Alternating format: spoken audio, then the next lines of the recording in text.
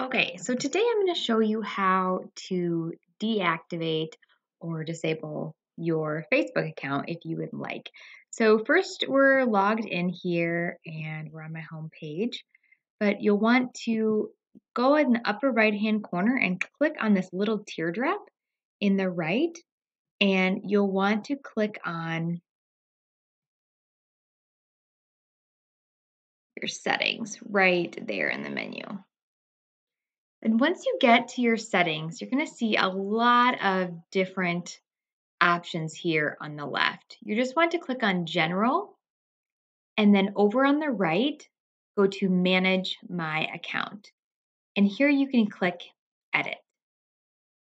Now, the first thing that you'll see is adding a legacy contact. And this is where you can insert a name of someone that you would want to be in charge of your account after you pass away or no longer are able to manage your account. So you can click in there.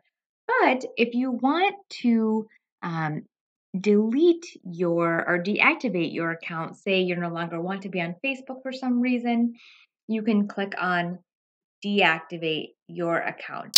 And it's going to ask you here if to put in your password. So let's do that.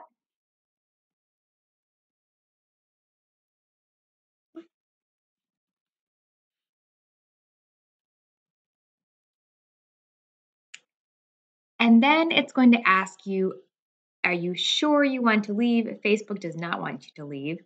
And it's going to ask you the reasons that you're leaving. It could be temporary. Maybe you don't, you spend too much time on it. You don't have to answer this if you don't want to.